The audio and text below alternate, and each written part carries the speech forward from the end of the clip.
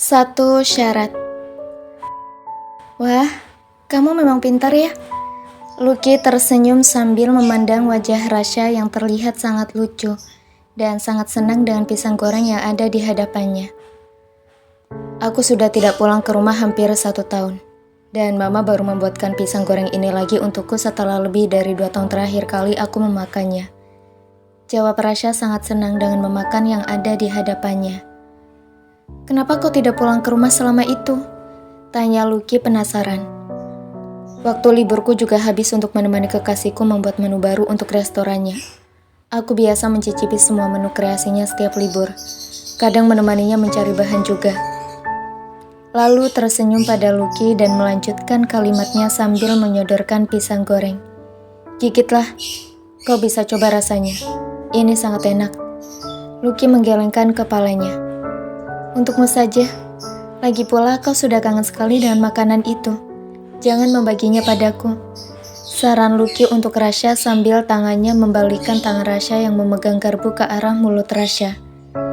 Hei, aku tidak suka ditolak. Cobalah 1 suap. Ini ada banyak, kita bisa berbagi.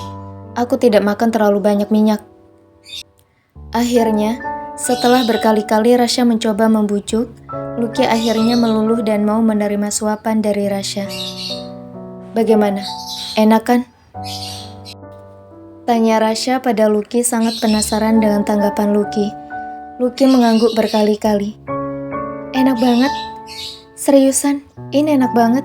Soalnya aku pertama kali makan pisang goreng itu buatan papaku. Tapi nggak seenak ini. Papaku juga membuat pisang goreng sama dengan menggunakan madu sebagai sausnya. Tapi rasa madunya memang lebih enak ini. Dan bumbu pisang goreng yang hampir mirip. Cuma rasanya tetap enakan ini sih. Jawab Lucky sangat antusias. Dan tidak bisa dipungkiri lidahnya meminta pisang goreng itu lagi. Walaupun Lucky tidak berani memintanya pada Rasya. Mengingat bahwa Rasya baru saja menceritakan sejarah kerinduannya pada makanan di hadapan mereka. Kalau kau suka, kita makan berdua. Rasya sudah siap untuk menyuapi Lucky dengan pisang goreng yang sudah diberikan saus madu ada di garpunya. Yes, aku bisa makan sendiri. Kau tidak perlu menyuapiku. Lucky memundurkan kepalanya enggan menerima suapan Rasya. Jangan bersikap manis padaku, karena itu mengerikan untukku. Apalagi dari tadi tubuhmu yang polos itu sangat mengganggu mataku. Gumam Lucky kesal dengan apa yang ada di pikirannya. Ini makananku. Aku melarangmu mengambil dengan tanganmu. Jadi kau hanya boleh menerima suapan dariku. Titah Rasya yang tak pernah mau kalah. Tak menerima penolakan Lucky padanya. Hei, kau egois sekali. Rasya mengangguk. Aku memang sangat egois. Kau tahu kenapa? Tanya Rasya menyuruh Lucky mencari jawabannya sambil menunjukkan senyum nakalnya. Karena kau es batu, keras dan beku. Harus dipanaskan dulu baru mencair. Lucky mencibir sambil memutar bola matanya karena malas. Hei, jangan panggil aku begitu. Aku memang egois, karena aku adalah laki-laki. Kata papaku, anak laki-laki itu harus egois untuk mempertahankan orang yang dicintainya. Laki-laki itu harus melakukan berbagai macam cara untuk membuat hati wanita yang dicintainya luluh. Tak boleh menyerah dan harus berhasil mewujudkan semua keinginannya. Rasya menjawab pertanyaan Lucky sambil menyuapi Lucky pisang goreng. Mengerikan sekali. Kau tidak boleh egois kalau kau mencintai seseorang. Kau tidak boleh memaksakan hatimu harus diterima oleh orang itu. Kata ayahku, tidak penting seberapa besar cinta kita pada orang itu. Tapi selama kita bisa melihat orang itu bahagia, walaupun tidak bersama dengan kita, maka kita harus berbesar hati untuk mengikhlaskannya. Karena prinsip dasar dari mencintai itu adalah membuat orang yang kita cintai itu bahagia. Jangan memaksakan perasaannya. Bagaimana kalau orang di samping kita tidak bahagia karena tinggal bersama kita, tapi kita memaksakan perasaannya? Kau tidak akan hidup bahagia dengan robot, itu kata ayahku. Kalau begitu, ayahmu harus siap-siap patah hati. Aku sudah pernah berada dalam kondisi ayahmu. Itu sangat tidak menyenangkan. Rasya menghela nafas dan menyuap pisang goreng ke mulutnya lagi. Lucky mengangguk-ngangguk. Dan karena kau ada di kondisi seperti ayahku, makanya kau menikahiku untuk melindungi orang yang kau cintai kan? Rasya diam Tidak menjawab pertanyaan Lucky. Rasya hanya memandang wajah Lucky yang baru saja bibirnya menyeletuk sesuatu yang sangat sesuai dengan kenyataannya. Kenapa kau diam? Apa tuduhanku betul? Kau sangat mencintainya, dan kau ingin melindunginya dari amarah keluargamu, sehingga kau berkorban untuknya membuat dirimulah yang paling bersalah, sehingga dia tidak datang ke pernikahan kalian. Kau berusaha memanfaatkan keteledoranku yang salah masuk apartemen. Lucky melanjutkan kalimatnya sesuai dengan kenyataan yang ada. Jangan kau pikir aku selamanya bodoh.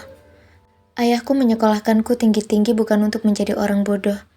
Dan aku tahu semua rencanamu itu sebelum ijab kabul kau ucapkan.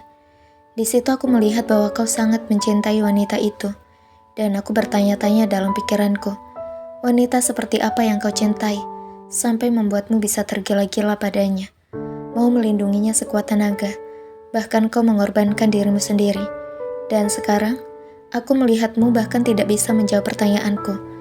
Kau hanya diam 1000 bahasa sambil menatap wajahku. Asal kau tahu ya, sebenarnya, jauh dalam lubuk hatiku, aku merasa iri dengan wanita yang kau cintai. Sudah 2 hari ini aku berpikir apakah akan ada seseorang laki-laki yang benar-benar mau berkorban untukku dan mencintaiku seperti kau mencintai kekasihmu. Gumam Lucky di dalam hatinya, sambil matanya menatap ke mata Rasya. Untuk beberapa saat, mereka hanya diam saling tatap tanpa mengatakan apapun. Kau benar. Lalu sekarang apa yang kau tunggu? Wanita itu sudah kembali dan hubungan kalian sudah membaik lagi. Dia dan ayahnya juga kemarin datang menemui papamu sepertinya ingin membicarakan masalah pernikahan kalian. Kenapa kau tidak melepaskanku? Kau bisa katakan pada orang tuamu bahwa pernikahan kita hanya pura-pura, dan kau bisa jujur pada mereka kalau wanita yang kau cintai sudah kembali. Aku rasa mereka bisa mengerti. Apalagi papa dan mamamu memang orang-orang yang sangat baik dan pengertian. Mereka berdua sangat menyayangimu. Aku yakin mereka tidak ada masalah kalau kau berkata jujur pada mereka. Kelontang, Rasya melempar garpu ke piring dan menatap Lucky dengan wajah marah. Kenapa kau bicara seperti itu padaku? Kau tidak bisa mengaturku tentang keputusan yang akan aku buat. Kita sudah ada perjanjian selama 1 tahun. Kau akan menjadi istriku, dan itu tidak akan pernah berubah. Jadi kau masih betah main pura-pura seperti sekarang? Apa yang kau harapkan dariku? Kau sudah punya wanita yang kau cintai. Lalu kenapa kau masih ingin memenjarakanku dan menggantungkan cinta wanita itu? Dia sangat mengharapkanmu. Dia ingin sekali menikah denganmu. Aku yakin sekali itu yang dibicarakan oleh orang tuanya dan orang tuamu. Jawab Lucky dengan tatapannya yang menantang mata Rasya. Lucky tidak sedikit pun merubah pandangannya. Aku ingin kau merawatku. Aku ingin kau menyembunyikan semua sakitku sampai aku benar-benar sembuh. Aku tidak ingin kau menceritakan apapun tentang sakitku kepada orang lain, apalagi keluargaku. Karena itu, aku ingin kau masih bertahan denganku. Aku akan melipat gandakan bayaranmu ketika kita akan berpisah nanti. Karena itu, aku masih membutuhkanmu menjadi istriku. Kau gila.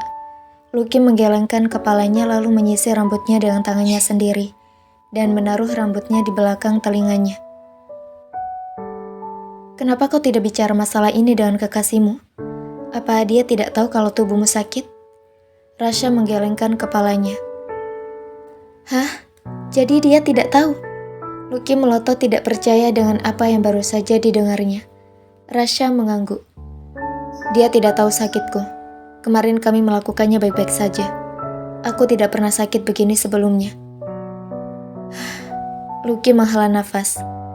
Baiklah kalau kau ingin aku menjadi perawatmu, dengan satu syarat yang harus kau penuhi. Apa?